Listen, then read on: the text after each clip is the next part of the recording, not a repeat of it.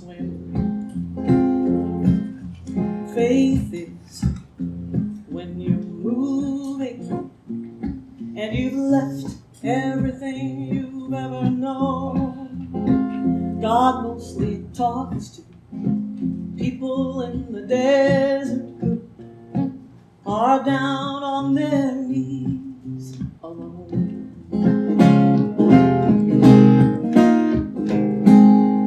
Every ocean open when we walk into the water of our fear. There's magic, magic in motion. It's the steps we take that make the path appear. It's the steps we take that make the path appear.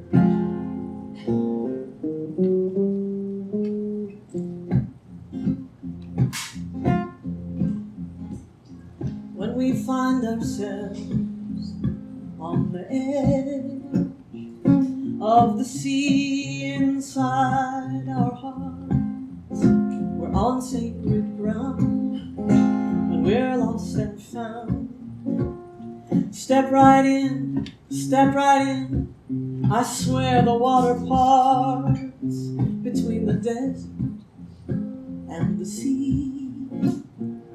When we're caught between our fear and our destiny, remember Moses, headed for the promised land, would not be stopped by water after 40 years of sand. No, no,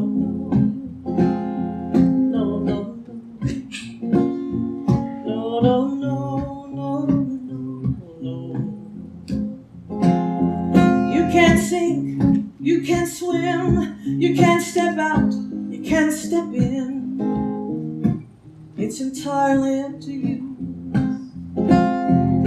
But it's said that God helps those who help themselves, because that's the way we learn to help somebody else.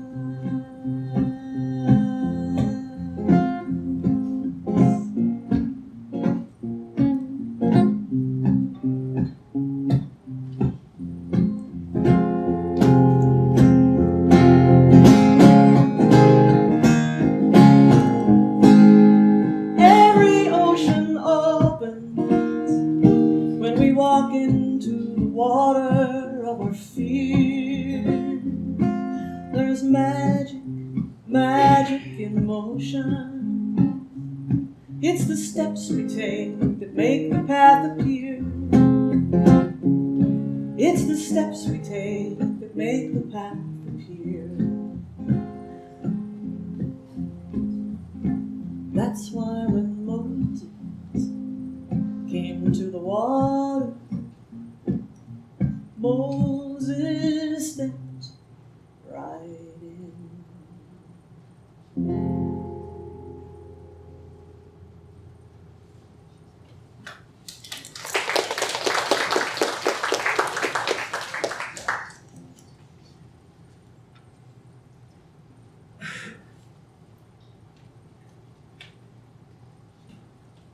Pack nothing.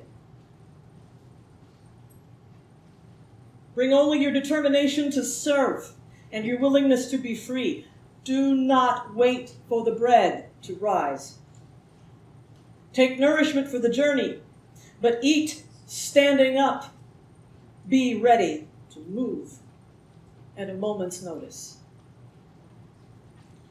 Do not hesitate to leave your old ways behind. Fear, silence, submission. Only surrender to the need of the time, to love justice and walk humbly with your God. Begin quickly, before you have time to sink back into the old slavery. Set out in the dark. I will send fire to warm and encourage you. I will be with you in the fire, and I will be with you in the cloud. You will learn to eat new food and find refuge in new places. I will give you dreams in the desert to guide you safely home to that place you have not yet seen. Some will weary and turn on each other from fear and fatigue and blind forgetfulness. Some of you will be so changed by weathers and wanderings that even your closest friends will have to learn your features as though for the first time. Some of you will not change at all. Some will be abandoned by your dearest loves and misunderstood by those who have known you since birth and feel abandoned by you. Some will find new friendship in unlikely faces and old friends as faithful and true as the pillar of God's flame. Sing songs as you go. Hold close together. You may at times grow confused and lose your way. Continue to call each other by your name to help remember who you are. You will get where you are going by remembering who you are. Touch each other and keep telling the stories. Make maps as you go, remembering the way back from before you were born. You will be only the first of many waves of deliverance on these desert seas. It is the first of many beginnings, your Paschaltide. Remain true to this mystery. Pass on the whole story. Do not go back. I am with you now, and I am waiting for you.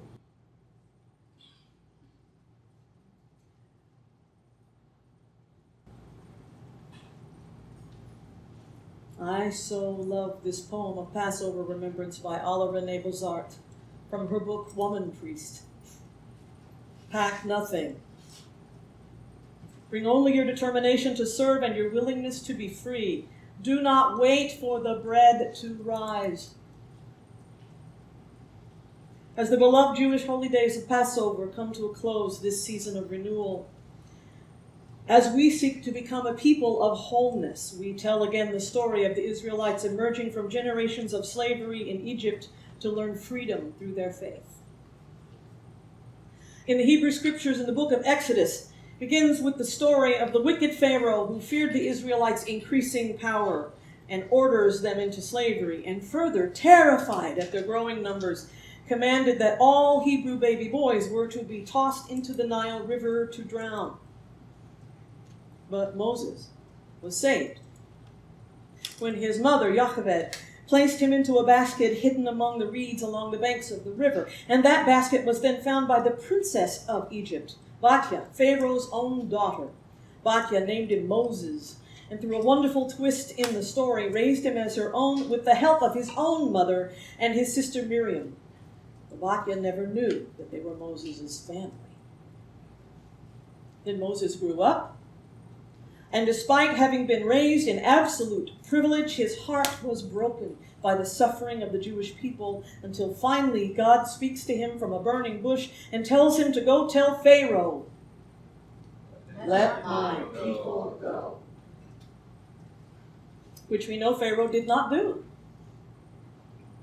Not after a plague of blood, nor after a plague of frogs, or lice, or wild animals, or sick animals, or boils, or hails, or locusts, or darkness. Each new plague worked worse than the last, until the worst suffering of all, the death of the firstborn, from which the Israelites were spared.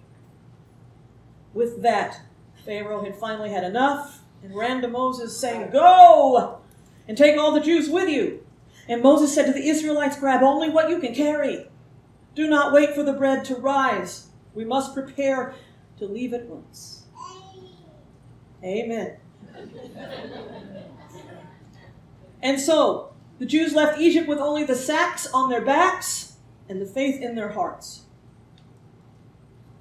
Then the story tells us that by the time the Jews reached the edge of the Red Sea, Pharaoh had changed his mind and sent his armies in hot pursuit. The Jews found themselves trapped between the water and the pursuing army and cried out in fear, until Moses followed his faith into the waters,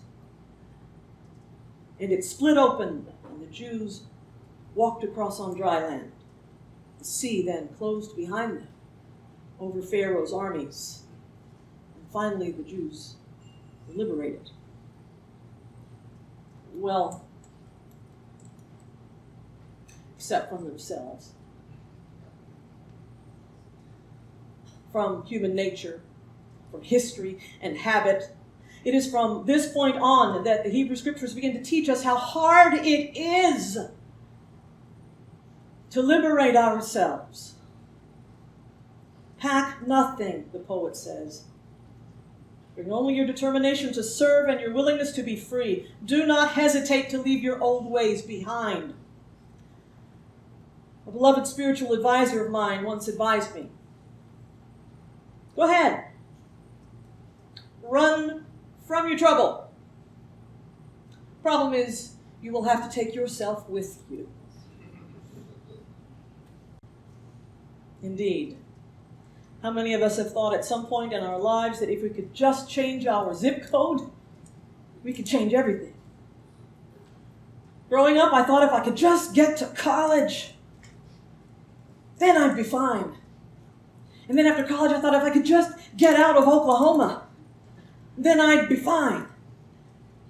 And then I did. I got out of Oklahoma. I got to California, and I had this job, and then it was that job. And then it was this person, and then it was that person, and then it was this event, and then it was that travel. And then I had to move to Miami, and I did not want to move to Miami, and I was very terribly miserable and unhappy in Miami. And that same spiritual advisor on a phone call one afternoon said, "Oh, honey, do you really think the trouble is Miami?"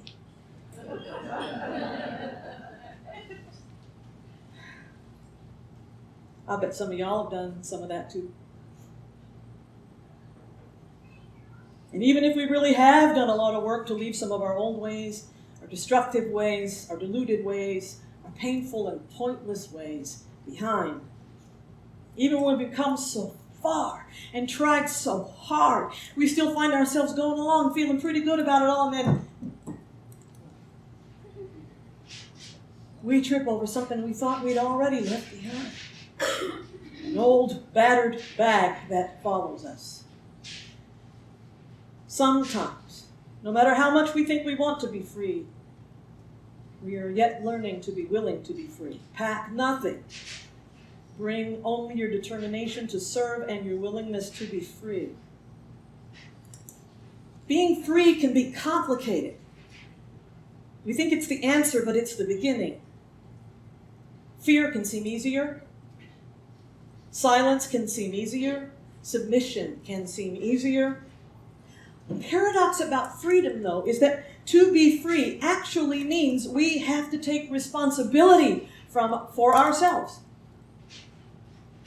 How many teenagers think, if I could just get out of home, I'd be free? And then they discover they have to take responsibility for themselves. The paradox about freedom is that it actually means we have to pick up the load our own self. And that means we must become willing to change. And if we can't become willing to change, we will inevitably fall back into the old familiar ways. Pack nothing. Don't slide back into the old ways. Hurry, the poet says. It's easy to fall back into the ways that keep us enslaved. The familiar, the fear, the silence, the submission, the anger and the pain and the doubt and the complacency, trapped in what we call our comfort zone. That ironic place where we think we are safe and at ease, when in reality trying to stay there once we've seen a little bit of the light and once we've felt a little bit of the love that is calling us to freedom. And we try to stay in our comfort zone, we discover that in our comfort zone is the place that we become miserable, not comfortable, and have to become willing to change. Begin quickly before you have time to sink back into that old way. Set out in the dark. Some will weary and turn on each other from fear and fatigue and blind forgetfulness. Some will be so changed by weatherings and wanderings that even your closest friends will have to learn your features as though for the first time. Some will be abandoned by your dearest loves and misunderstood by those who have known you since birth and feel abandoned by you. That can happen when you listen to the voice within you, when you make decisions that you know are right, but others can't yet understand. Our dearest loves may abandon us and feel abandoned by us At exactly the same time, I struggle with this all the time with my family back in Oklahoma. I feel abandoned by them, and they feel abandoned by me. And that's a long bridge to understanding. We have yet to make it all the way across. But the poet and the Exodus story, neither one, leave us in that place of abandonment without hope. In the next passage, the poet says, "You will learn to eat new food and find refuge in new places. Some will find new friendship in unlikely faces, and old friends as faithful and true as the pillar of God's flame." So while it remains true that for some people to be who they are, to find their most authentic selves, to free their truest hearts and follow their deepest dreams, they must leave behind everything they have known. The universe does not, will not, cannot leave us dangling there with no hope, no love, or no resources, no way to survive the deep and drastic change, because we are not alone. There are others who have wandered just as we, and we find each other when we follow the voice of truth within us. New friendship in unlikely faces, and old friends as faithful and true as the pillar of God's flame. Is that not the beloved community we speak of in this place? Is that not what we came here seeking? Is that not what we now hope to offer others who seek? And then, this is probably the dearest part to me, because, I really, really like to know where I'm going. You may at times grow confused and lose your way. Continue to call each other by your names to help remember who you are. You will get where you are going by remembering who you are. Keep telling the stories. Make maps as you go.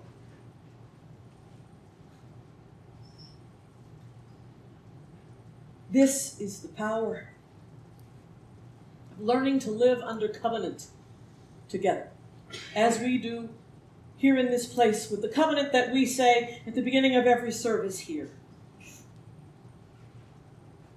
You probably have it memorized and don't even know you do. And if it's new to you, just take it into your heart. Love is the spirit of this congregation, and service is its love. This is our great covenant, to dwell together in peace, to seek the truth in love, to help one another. So that when we lose our way, when we are confused, we can call each other by our names and remember who we really are. For it is only by remembering who we really are that we can get where we're going. Like the Jews following the dream of freedom to the banks of the Red Sea, only to find Pharaoh's army bearing down behind. The only real choice in that moment was to step forward together into the unknown. To step forward together into the unknown.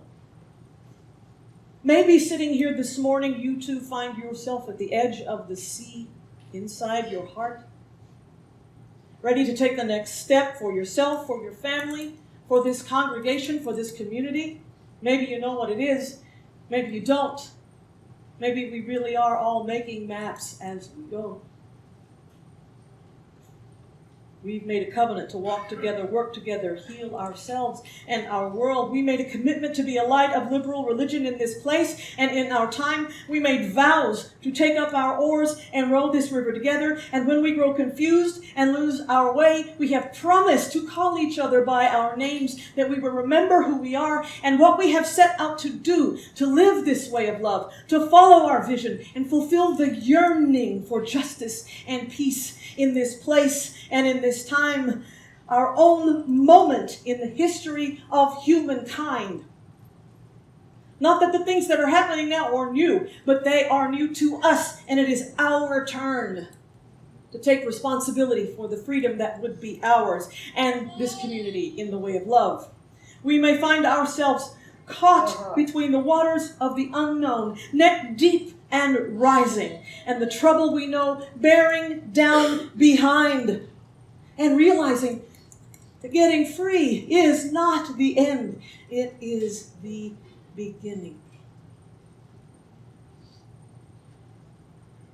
When the water's neck deep and rising, what do? The scripture and the poet tell us, remain true to the mystery. Tell the stories. Remember who you are. For you will only get where you are going by remembering who you are. In this we can leave behind our old destructive and despairing ways at the water's edge. Make new maps as we go. Call each other by our names. And follow our dreams to guide us safely home. To that place we have not yet seen. It's okay not to know. But it's not okay not to go.